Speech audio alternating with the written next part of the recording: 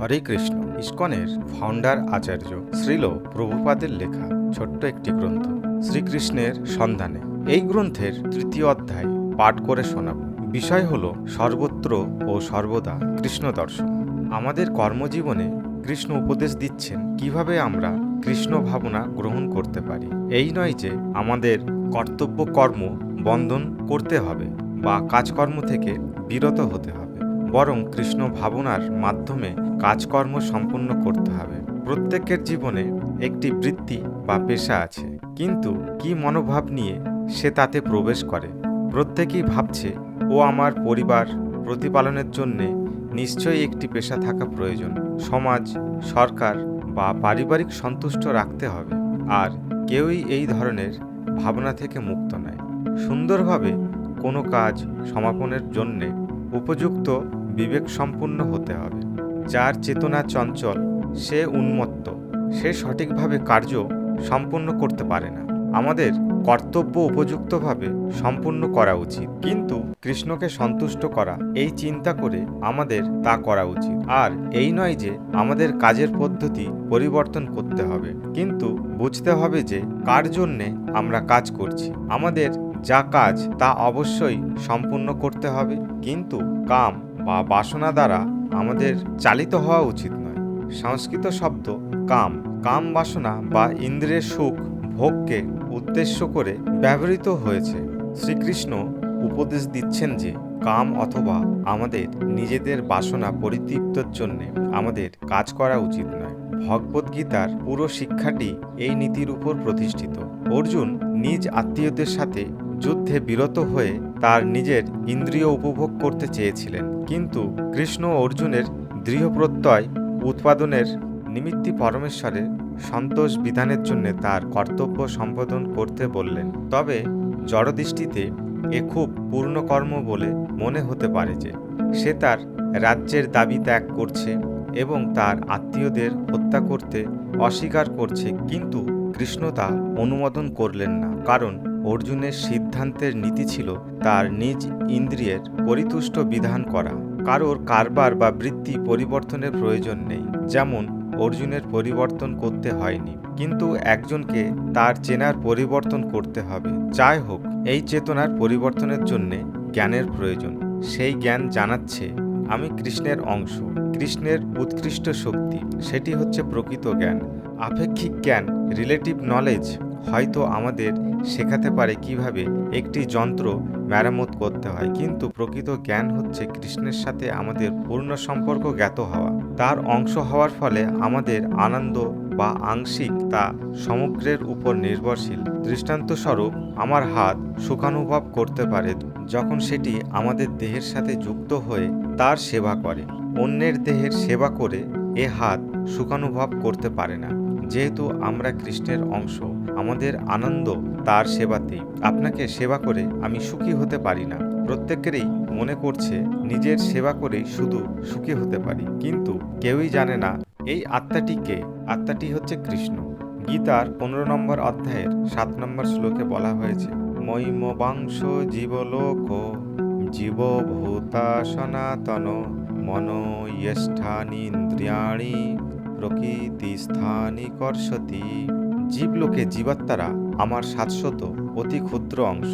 জীবন মায়াবদ্ধ হওয়ার ফলে তারা 6টি ইন্দ্রিয়ের দ্বারা কঠোর সংগ্রাম করছে, যার মধ্যে মন একটি ইন্দ্রিয়। জীবাত্মারা এক ভৌতিক সংস্পর্শের জন্য পূর্ণ থেকে বিচ্ছিন্ন। তাই সুপ্ত ভাবনার মাধ্যমে পুনরায় আমাদিগকে সংযুক্ত করার জন্যে আমাদের প্রবল চেষ্টা করা প্রয়োজন। কৃত্রিমভাবে আমরা কৃষ্ণকে ভুলে যেতে চেষ্টা করছি এবং স্বাধীনভাবে জীবনযাপন করছি, কিন্তু তা সম্ভব নয়। যখন আমরা কৃষ্ণ থেকে স্বতন্ত্রভাবে জীবনযাপন করতে উদ্যোগী হই, তখন আমরা প্রকৃতির নিয়মের অধীন হয়ে পড়ি। কেউ যদি নিজেকে কৃষ্ণ থেকে স্বতন্ত্র মনে করে, সে তখন কৃষ্ণের মায়াবিক শক্তির অধীন হয়ে পড়ে। ঠিক যেমন কেউ যদি মনে করে যে সে সরকার ও তার আইন থেকে স্বতন্ত্র, সে তখন পুলিশ বাহিনীর অধীন হয়ে পড়ে। প্রত্যেকেরই স্বাধীন হওয়ার চেষ্টা করছে, আর একেই বলে মায়া, ইলিউশন। ব্যক্তি, সম্প্রদায়, সমাজ, জাতি বা বিশ্ব প্রতিপ্রেক্ষিতেই স্বাধীন হওয়া সম্ভব নয়। যখন আমরা উপলব্ধি করি যে আমরা অধীন, তখন আমরা জ্ঞান লাভ করব। আজকাল কত লোক বিশ্ব শান্তির জন্য প্রবল চেষ্টা করছে, কিন্তু তারা জানে না কিভাবে ওই শান্তি সূত্র কাজে লাগানো যায়। রাষ্ট্রপুঞ্জ বহু বছর ধরে শান্তির জন্য চেষ্টা করে চলেছে, কিন্তু তবুও যুদ্ধ চলছে। গীতার 10ম অধ্যায়ের 39 নম্বর শ্লোকে বলা হয়েছে, ইচ্ছাপি সর্বভূতানাং বিজয়ম তদ্মহর্জুন ন তদন্তে বিনায়ত সান্ন ময়া ভূতাম চরাচর। তাছাড়া ও অর্জুন, সমগ্র সৃষ্টির আমি বীজদাতা পিতা। চর বা অচর এমন কোনো জীব নেই যা আমাকে ছাড়া জীবিত থাকতে পারে। এইভাবে কৃষ্ণ হচ্ছেন সবকিছুর মালিক, পরম কল্যাণকামী ও সবকিছুর ফল গ্রহণকারী। আমরা আমাদিগকে আমাদের শ্রমজাত ফলের মালিক হতে পারি, কিন্তু এটি একটি ভুল ধারণা। আমাদের উপলব্ধি করতে হবে যে কৃষ্ণ আমাদের সমগ্র কর্মজাত ফলের মালিক। কোনো কর্মস্থলে শত শত লোক কাজ করতে পারে, কিন্তু তারা বুঝতে পারে যে ব্যবসায়ে যা লাভ হবে তা মালিকের। যে মাত্র ব্যাংকের খাজাঞ্চি মনে করে যেইভাবে ও আমার কত টাকা আছে, আমি হচ্ছি মালিক, টাকাগুলি আমার সাথে বাড়িতে নিয়ে যাই, তার কষ্ট তখন শুরু হয়। আমি যদি ভাবি যে আমাদের নিজেদের ইন্দ্রিয় তৃপ্তির জন্যে আমাদের সঞ্চিত যত সম্পদ আছে তা আমরা ব্যবহার করতে পারি, তাহলে বুঝতে হবে আমরা তা কামের তাড়নাই করছি। কিন্তু আমরা যদি উপলব্ধি করি যে আমাদের সব কিছুর মালিক কৃষ্ণ, তখন আমরা মুক্ত। আমাদের কাছে হয়তো একই টাকা আছে, কিন্তু যে মাত্রই আমরা ভাবি যে আমরা মালিক, তখন আমরা মায়ার অধীন হয়ে পড়ি। যে এই ভাবনায় অবস্থিত যে সব কিছুর মালিক কৃষ্ণ, সেই যথার্থ পণ্ডিত ব্যক্তি। শ্রী ঈশব উপনিষদে বলা হয়েছে, ঈশাবাস্যমিদং সর্বম যৎকিঞ্চি জগতম জগৎ তেন ত্যক্তেন ভুঞ্জি ধামা গৃহ কস্য স্থিতি ধনম। সচেতন অথবা অসচেতন বিশ্বের সমস্ত কিছু ঈশ্বরের নিয়ন্ত্রণাধীন ও ঈশ্বরই সমস্ত কিছুর মালিক। তাই বরাদ্দকৃত তার নিজের যতটুকু প্রয়োজন সেটুকু গ্রহণ করা উচিত, এবং যে যথার্থ মালিক তা ভালোভাবে জেনে অপরের জিনিস কিছুই গ্রহণ করা উচিত নয়। ঈশাবাস্যের এই মনোভাব সমস্ত কিছুর মালিক কৃষ্ণ অবশ্যই এই চেতনায় জাগৃত করতে হবে। তা শুধু এককভাবে নয়, জাতীয় জীবনে ও বিশ্বজনীন ভাবেও তখনই শান্তি সম্ভব। লোকহিতৈষী ও পরোপকারকারী হওয়ার প্রতি আমাদের প্রায় সকলের ঝোঁক আছে, এবং আমরা আমাদের দেশবাসী, আমাদের পরিবার ও জগতের সকলের সাথে বন্ধু ভাবাপন্ন হওয়ার চেষ্টা করি, কিন্তু এটি ভুল ধারণার উপর প্রতিষ্ঠিত। প্রকৃত বন্ধু হচ্ছে কৃষ্ণ। আর যদি আমরা আমাদের পরিবারের, জাতির বা গ্রহলোকের উপকার সাধন করতে চাই, তাহলে আমাদের তার সেবা করতে হবে। যদি আমরা আমাদের পরিবারের মঙ্গল চাই, তবে পরিবারের সকলকে কৃষ্ণ ভাবনায় পরিণত করতে আমাদের সচেষ্ট হতে হবে। কত লোক তাদের পরিবারের উপকার করতে চেষ্টা করছে, কিন্তু দুর্ভাগ্যবশত তারা সাফল্য লাভ করতে পারেনি। তারা জানে না প্রকৃত সমস্যা কি। যেমন ভাগবতে বর্ণনা আছে, কারোর একজন পিতা, মাতা বা শিক্ষক হওয়ার চেষ্টা করা উচিত নয়, যদি তিনি তার সন্তানের মৃত্যু থেকে জড়া প্রকৃতির কবল থেকে রক্ষা করতে সমর্থন হন। পিতার কৃষ্ণ সম্বন্ধ জ্ঞান থাকা উচিত, আর তার দৃঢ় প্রতিজ্ঞাবদ্ধ হওয়া উচিত যে তার উপর দায়িত্ব অর্পিত নিরপরাধ শিশুদের যেন জন্মমৃত্যুর আবর্তনে আবার না ভ্রমণ করতে হয়। সে দৃঢ় সংকল্পবদ্ধ হয়ে তার শিশুদের এমনভাবে শিক্ষা দেবে যে তারা যেন আর যন্ত্রণাময় জন্মমৃত্যু চক্রের অধীন না হয়। কিন্তু এসব করার আগে তাকে স্বয়ং অভিজ্ঞ হতে হবে। সে কৃষ্ণ ভাবনায় অভিজ্ঞ হলে শুধু তার সন্তানকেই নয়, তাছাড়া তার সমাজ ও জাতিকেও সাহায্য করতে পারে। কিন্তু সে নিজেই যদি অবিদ্যার পাশে আবদ্ধ থাকে, তাহলে যারা যেভাবে আবদ্ধ তাদেরই বা সে কিভাবে একত্রিত করবে? অন্যদের মুক্ত করার আগে নিজেকে অবশ্যই মুক্ত হতে হবে। প্রকৃতপক্ষে কেউ মুক্ত পুরুষ নয়, কারণ প্রত্যেকে জড়া প্রকৃতির অধীন। কিন্তু সে কৃষ্ণের চরণাশ্রিত, তাকে মায়া স্পর্শ করতে পারে না। সকল মানুষের মধ্যে যে মুক্ত, যে সূর্যলোকে আছে, তার কাছে অন্ধকারের প্রশ্ন নেই। কিন্তু যে কৃত্রিম আলোর নিচে আছে, সেই আলো কেঁপে কেঁপে জ্বলতে থাকে এবং এক সময় নিভে যায়। কৃষ্ণ ঠিক যেন সূর্যলোক, যেখানে তিনি উপস্থিত আছেন সেখানে অন্ধকার ও অবিদ্যার প্রশ্ন নেই। জ্ঞানী ব্যক্তি ও মহাত্মারা এসব উপলব্ধি করেন। গীতার 10ম অধ্যায়ের 8 নম্বর শ্লোকে বলা হয়েছে, অহং সর্বস্ব প্রপভ্য মত্তা সর্বং প্রবর্ততে ইতি মত্তা ভজন্তে মাম বুধা ভাব সমন্বিত। আমি সমগ্র চিন্ময় ও জড়জগতের উৎস, সব কিছুই আমার থেকে উৎপন্ন হয়। যারা জ্ঞানী ব্যক্তি তারা তা ঠিকভাবে জানে। তারা আমার ভক্তিযুক্ত সেবায় সম্পূর্ণরূপে নিয়োজিত হয় এবং সর্বান্তকরণে আমাকে পূজা করে। এই শ্লোকে বুধা শব্দটি প্রয়োগ করা হয়েছে, যার দ্বারা একজন জ্ঞানী বা বিজ্ঞ ব্যক্তিকে নির্দেশ করা হয়েছে। তার লক্ষ্য কি? তিনি জানে না যে কৃষ্ণই সব কিছুই, সকল উৎপত্তির পরম উৎস। তিনি জানে না যে যা কিছু তিনি দেখছেন তা সবই কৃষ্ণ থেকে প্রকাশিত। এই প্রাকৃত জগতে যৌন জীবনের প্রাধান্য সর্বাধিক। যৌন আকর্ষণ সব প্রজাতির জীবের মধ্যে দেখা যায়। আর একজন জিজ্ঞেস করতে পারে এই সব কোত্থেকে আসছে। জ্ঞানী ব্যক্তি বুঝতে পারেন যে এই প্রবণতা কৃষ্ণের মধ্যে আছে, আর বৃন্দাবনে গোপীদের সাথে তার সম্বন্ধের মধ্যেই তা প্রকাশিত হয়েছে।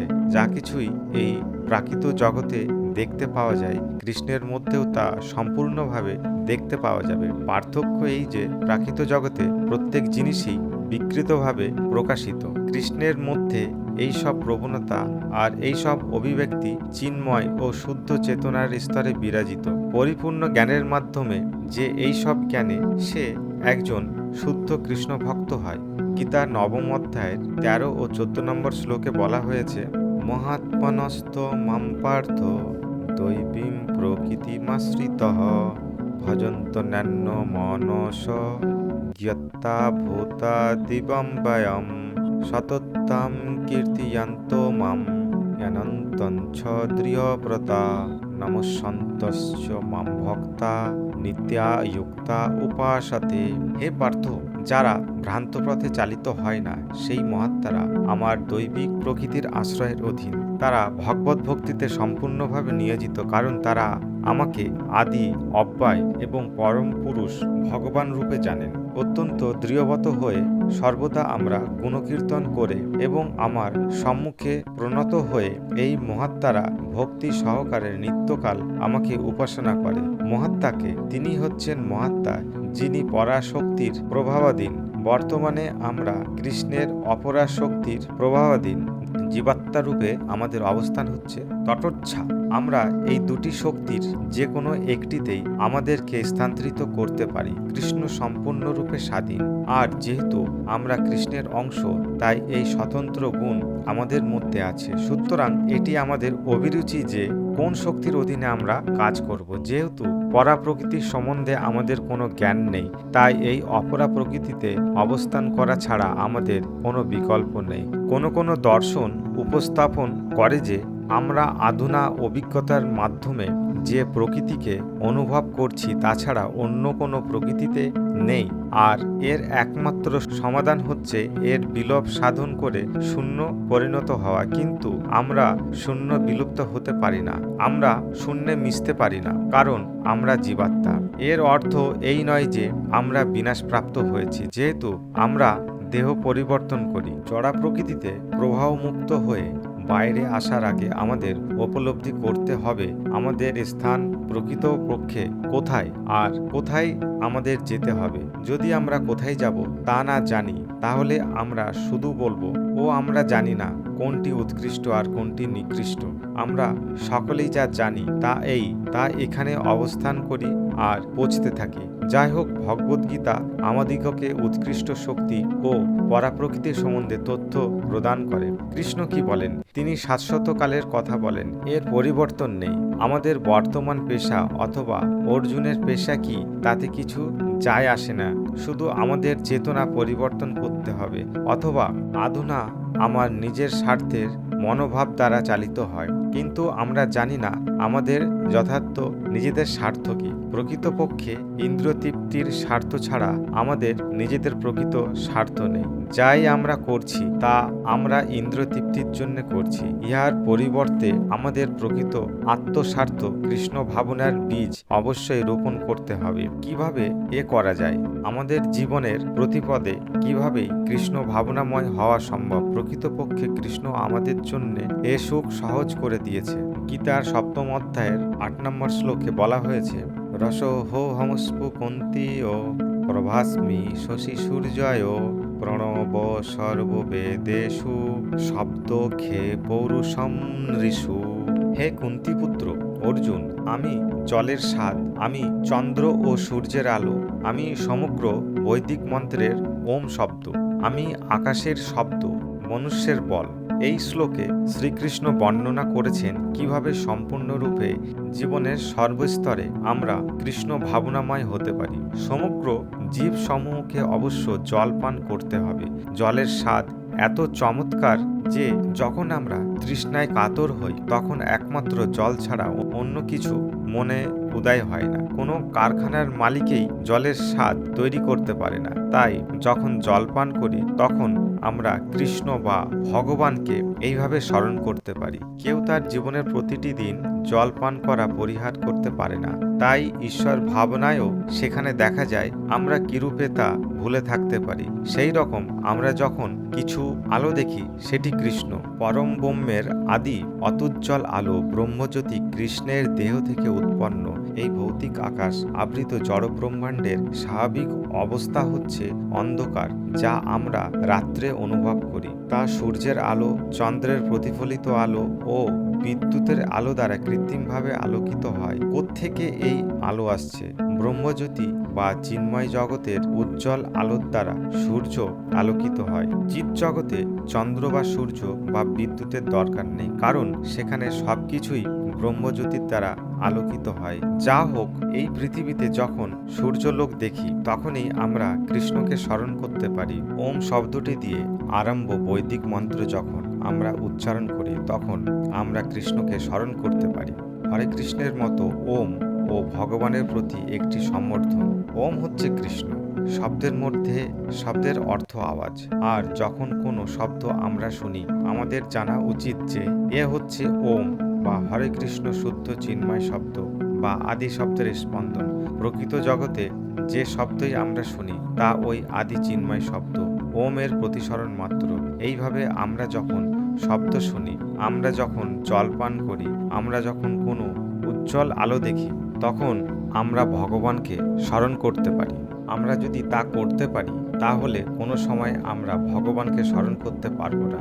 এটি হচ্ছে কৃষ্ণ ভাবনার পন্থা। এইভাবে দিনের 24টি ঘন্টা আমরা কৃষ্ণকে স্মরণ করতে পারি। আর এইভাবে কৃষ্ণ আমাদের সাথে আছেন। নিঃসন্দেহে কৃষ্ণ সবসময় আমাদের সাথে যুক্ত, কিন্তু যখনই এইসব আমরা স্মরণ করি তখনই তার উপস্থিতি সত্য হয় ও অনুভূত হয়। ভগবানের সঙ্গে মিলিত হওয়ার 9 রকম বিভিন্ন উপায় আছে। আর ভগবত সঙ্গ লাভের প্রথম উপায় হল শ্রবণম, শোনা। ভগবদ্গীতা পাঠ করে আমরা কৃষ্ণের বা ভগবানের সঙ্গ লাভ করছি। আমাদের সবসময় মনে রাখা উচিত যে আমরা যখন কৃষ্ণের কথা বলি তখন ভগবানকে উল্লেখ করি। এই কারণে আমরা ভগবানের সঙ্গ লাভ করি এবং যতই আমরা কৃষ্ণ ও তার নাম শ্রবণ করতে থাকি জড়া প্রকৃতির কুলসা ততই হ্রাসপ্রাপ্ত হয়। কৃষ্ণেই শব্দ, আলো, জল আর অন্যান্য কত কিছু। এই উপলব্ধি হলে কৃষ্ণ থেকে দূরে থাকা অসম্ভব। এইভাবে যদি আমরা কৃষ্ণকে মনে করতে পারি তাহলে আমাদের কৃষ্ণের সহিত সঙ্গলাভ চিরস্থায়ী হয়। কৃষ্ণের সঙ্গলাভ সূর্যলোকের সঙ্গলাভ করার মতো। যেখানে সূর্যলোক সেখানেই কুলসতা নেই। যতক্ষণ একজন সূর্যের অতিবেগুনি আলোর বাইরে থাকে সে রোগাক্রান্ত হবে না। পাশ্চাত্য দেশের ঔষধে সব রকমের রোগের সূর্যলোককে অনুমোদন করা হয়। আর বেদ অনুসারে আরোগ্য লাভের জন্যে একজন রুগ্ন ব্যক্তির সূর্যদেবের উপাসনা করা উচিত। সেই রকম কৃষ্ণ ভাবনার মাধ্যমে আমরা কৃষ্ণের সঙ্গ লাভ করলে আমাদের রোগের উপশমও হবে। হরে কৃষ্ণ কীর্তন করে আমরা কৃষ্ণের সঙ্গ করতে পারি। আর আমরা কৃষ্ণরূপে জলকে দেখতে পারি, সূর্য ও চন্দ্রকে কৃষ্ণরূপে দেখতে পারি। আর শব্দের মাধ্যমে আমরা কৃষ্ণকে শুনতে পারি এবং জলের মাধ্যমে তাকে আস্বাদন করতে পারি। দুর্ভাগ্যবশত আমাদের বর্তমান অবস্থায় আমরা কৃষ্ণকে ভুলে গেছি, কিন্তু এখন তাকে স্মরণ করে আমাদের পারমার্থিক জীবনকে আবার ফিরিয়ে আনতে হবে। এই শ্রবণম কীর্তনমের পন্থা শোনা ও কীর্তন করা। ভগবান শ্রী চৈতন্য মহাপ্রভুর দ্বারা অনুমোদিত। যখন শ্রী চৈতন্য মহাপ্রভু তার বন্ধু ও পরম ভক্ত রামানন্দ রায়ের সাথে কথা বলেছেন, তখন তিনি তাকে আত্ম উপলব্ধির পন্থা সম্বন্ধে জিজ্ঞাসা করেছিলেন। রামানন্দ রায় বর্ণাশ্রম ধর্ম, সন্ন্যাস, নিষ্কাম কর্ম ও অন্যান্য অনেক পন্থা সুপারিশ করেন, কিন্তু শ্রী চৈতন্য মহাপ্রভু বলেছিলেন, না, এসব পথ তত মঙ্গলকর নয়। প্রতিবার রামানন্দ রায় কোনো পন্থার সুপারিশ করেন, শ্রী চৈতন্য মহাপ্রভু তা বাতিল করেন এবং পারমার্থিক প্রগতির নিমিত্তে আরও উৎকৃষ্ট পথের জন্য অনুরোধ করতে থাকেন। অবশেষে রামানন্দ রায় এক বৈদিক সূত্র উল্লেখ করেন, যাতে সুপারিশ করা আছে যে ঈশ্বরের উপলব্ধির জন্য মানসিক যুক্তিতর্কের অযথা সব প্রয়াস ত্যাগ করতে হবে, কারণ তর্ক বিচার দিয়ে পরম সত্যের নিকট পৌঁছানো যায় না। যেমন বিজ্ঞানীরা দূরের নক্ষত্র ও গ্রহের বিষয়ে অনেক তর্ক বিচার করতে পারে, কিন্তু অভিজ্ঞতা ছাড়া তারা কখনো কোনো সিদ্ধান্তে আসতে পারে না। একজন তারা সারা জীবনভর যুক্তি তর্ক করেও কখনো কোনো সিদ্ধান্তে পৌঁছাতে পারে না। বিশেষত ভগবানের বিষয়ে তর্ক বিচার করা অর্থহীন। তাই শ্রীমদ্ ভগবত নির্দেশ প্রদান করেছে যে সব রকম যুক্তিতর্ক ত্যাগ করা উচিত। সেই শুধু এক তুচ্ছ জীব নয়, এমনকি এই পৃথিবীও বিশাল ব্রহ্মাণ্ডের মধ্যে শুধু একটি ছোট বিন্দু মাত্র, তা উপলব্ধি করে। শ্রীমদ্ ভগবতে বড় নম্র হওয়ার নির্দেশ দেওয়া হয়েছে। নিউ ইয়র্ক শহরকে দেখতে খুব বড় মনে হয়, কিন্তু যখন একজন উপলব্ধি করে যে এই পৃথিবী একটি কত ছোট জায়গা, আর এই পৃথিবীর মধ্যে মার্কিন যুক্তরাষ্ট্র যেন অন্য একটি ছোট জায়গা, এবং এই মার্কিন যুক্তরাষ্ট্রের মধ্যে নিউ ইয়র্ক শহরও এক ছোট জায়গা ছাড়া আর কি, এবং নিউ ইয়র্ক শহরে এক ব্যক্তি লক্ষ লক্ষের মধ্যে একজন তত গুরুত্বপূর্ণ ব্যক্তি নয়। বিশ্বের কাছে এবং ভগবানের কাছে আমাদের নগণ্য উপলব্ধি করে। আমাদের মিথ্যা গর্বের স্ফীত হওয়া উচিত নয়, বরং নম্র হওয়া উচিত। আমাদের খুব সতর্ক হওয়া উচিত, যাতে আমরা ব্যাঙের দর্শনের খপ্পরে না পড়ি। এক কুয়োয় এক ব্যাঙ বাস করত। এক বন্ধু দ্বারা আটলান্টিক মহাসাগরের অস্তিত্বের কথা জানতে পেরে সে বন্ধুকে জিজ্ঞাসা করল, আচ্ছা, এই আটলান্টিক মহাসাগরটি কি? তার বন্ধু বলল, এটি একটি বিশাল জলাশয়। কত বড়? এটি কি এই কুয়োর দুগুণ বড়? না না, অনেক বড়। তার বন্ধু বলল, তুলনায় কত বড়? এর 10 গুণ বড়।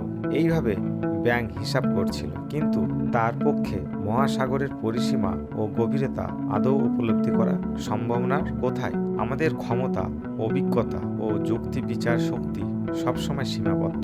আমরা শুধু ব্যাঙের মতো দর্শনে উত্থাপন করতে পারি। তাই শ্রীমদ্ ভগবতে নির্দেশ আছে যে পরম ব্রহ্মের উপলব্ধির চেষ্টায় যুক্তিতর্কের পথকে শুধু সময় নষ্ট মনে করে ত্যাগ করা উচিত। যুক্তিতর্কের পথ ছেড়ে দিলে পরে আমরা কি করব? ভাগবতে নির্দেশ আছে যে আমাদের নম্র হতে হবে আর বিনম্রভাবে ভগবানের কথা শুনতে হবে। এই ভগবানের কথা ভগবত গীতাতেও পাওয়া যাবে, এবং অন্যান্য বৈদিক সাহিত্য, বাইবেলে বা কোরআন, যে কোনো প্রামাণ্য ধর্মশাস্ত্রে অথবা ভগবানের কথা কোনো তত্ত্বদর্শীর কাছে শোনা যেতে পারে। প্রধান বিষয় এই যে কারোর যুক্তিতর্ক করা উচিত নয়, বরং শুধু ভগবানের কথা শোনা উচিত। আর ওই রকম শোনার ফল কি হবে? সে যাই হোক, সে গরিব হোক বা ধনী হোক, আমেরিকান হোক, ইউরোপিয়ান হোক অথবা ভারতীয় হোক, ব্রাহ্মণ শূদ্র বা যাই হোক, যদি কেউ শুধু ভগবানের কথামৃত শোনে, ভগবান, যিনি কোনো ক্ষমতা বা শক্তির দ্বারা বশীভূত হন না, তিনি ভালোবাসার দ্বারা বশীভূত হন। অর্জুন ছিল কৃষ্ণের এক বন্ধু, কিন্তু কৃষ্ণ সর্বশক্তিমান ভগবান হওয়ার সত্ত্বেও অর্জুনের একজন অধীনস্থ ভৃত্যরূপে রথচালক হয়েছিলেন। অর্জুন কৃষ্ণকে ভালোবাসত, আর কৃষ্ণ এইভাবে তার ভালোবাসা প্রতিদান দিয়েছিলেন।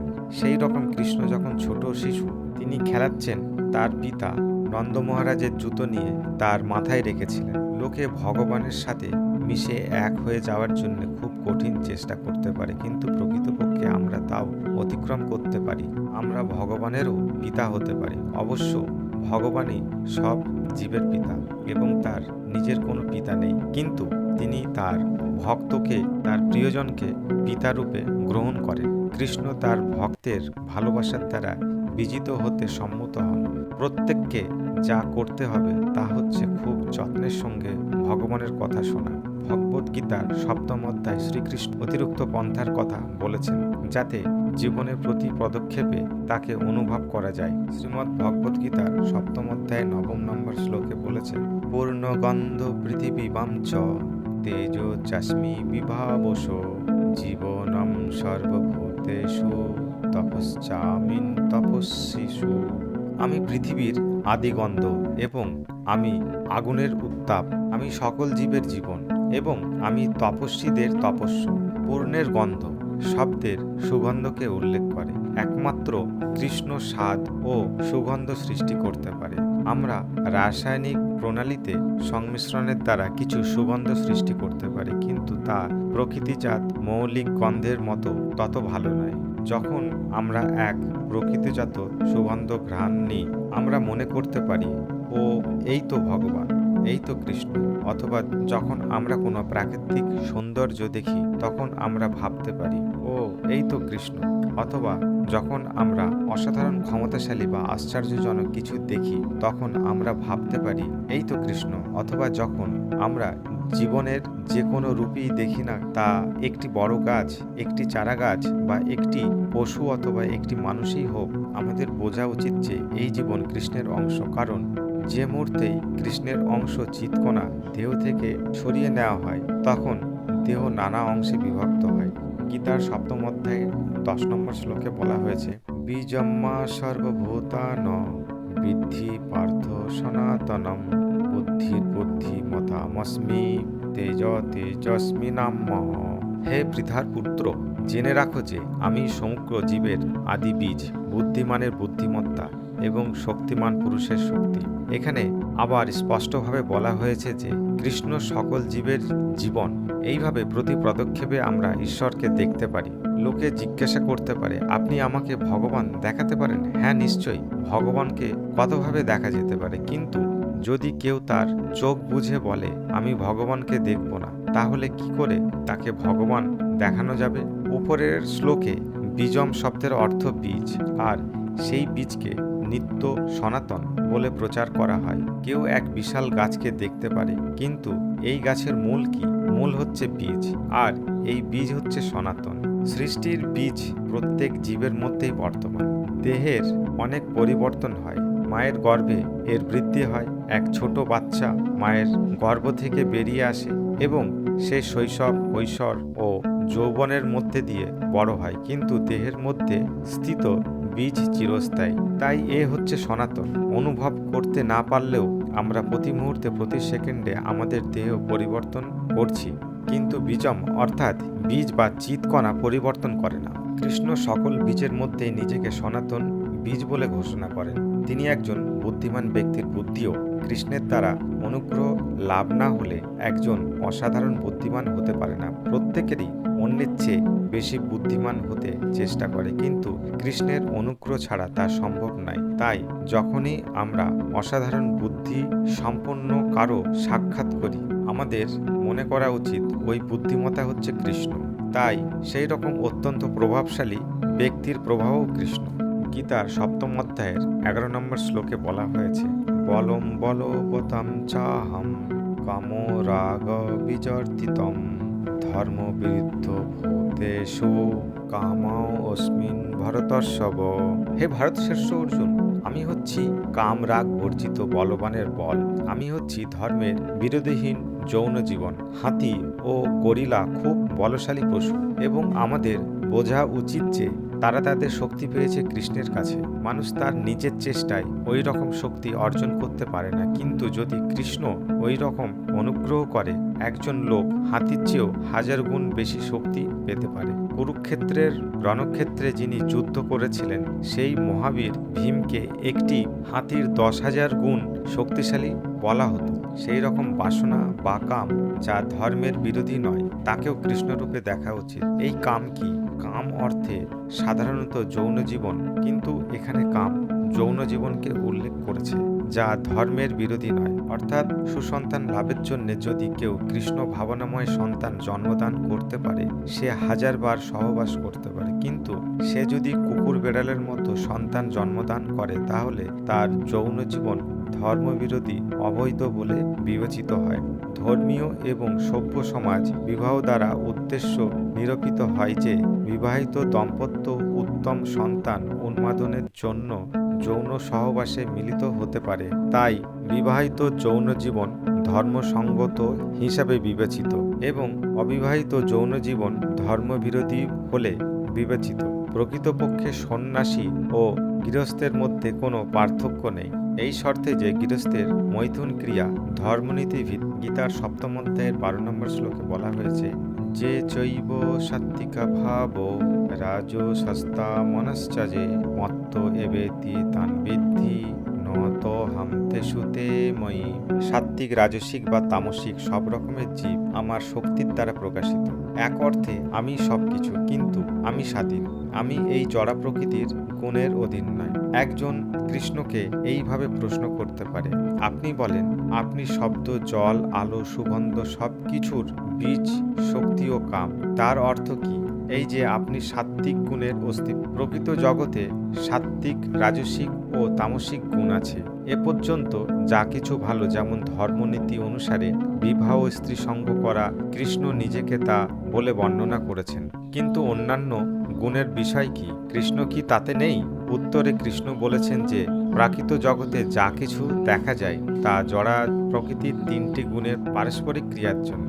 যা কিছু নজরে দেখা যায় সবই সত্য, রজ ও তমগুণের সমন্বয়, এবং সব ক্ষেত্রেই এই 3টি অবস্থা আমার দ্বারা সৃষ্টি। যেহেতু তারা কৃষ্ণের সৃষ্টি, তাই তাদের অবস্থান কৃষ্ণের মধ্যে, কিন্তু কৃষ্ণ তাদের মধ্যে নন, কারণ কৃষ্ণ নিজে হচ্ছেন ত্রিগুণাতীত। এইভাবে আর এক অর্থ তমগুণজাত খারাপ ও মন্দ জিনিস যখন তা কৃষ্ণ দ্বারা নিয়োজিত, তাও কৃষ্ণ। কিভাবে এ সম্ভব? দৃষ্টান্ত স্বরূপ, একজন বৈদ্যুতিক কারিগর বৈদ্যুতিক শক্তি উৎপন্ন করছে। আমাদের বাড়িতে আমরা এই বৈদ্যুতিক শক্তি রেফ্রিজারেটরে ঠান্ডাভাবে বা বৈদ্যুতিক স্টোভে গরমভাবে অনুভব করছি, কিন্তু বৈদ্যুতিক উৎপাদন কারখানায় বৈদ্যুতিক শক্তি ঠান্ডাও নয়, গরমও নয়।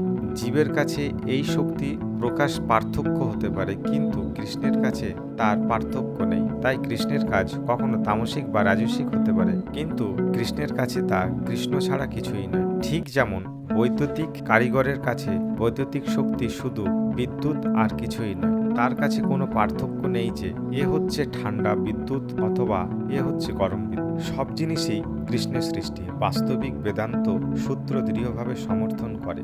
অথাত ব্রহ্ম জিজ্ঞাসা জন্মদাস্য ইয়ত্তঃ, সবকিছুই পরম তত্ত্ব থেকে প্রভাবিত হয়। জীবাত্মার বিবেচনায় ভালো বা মন্দ যা কিছুই তা শুধু জীবাত্মার কাছে, কারণ সে বদ্ধজীব। কিন্তু যেহেতু কৃষ্ণ বদ্ধজীব নয়, তার কাছে ভালো মন্দের প্রশ্ন নেই। যেহেতু আমরা মায়াবদ্ধ, তাই আমরা দ্বন্দ্ব ভোগ করি, কিন্তু কৃষ্ণের কাছে সবই পরিপূর্ণ।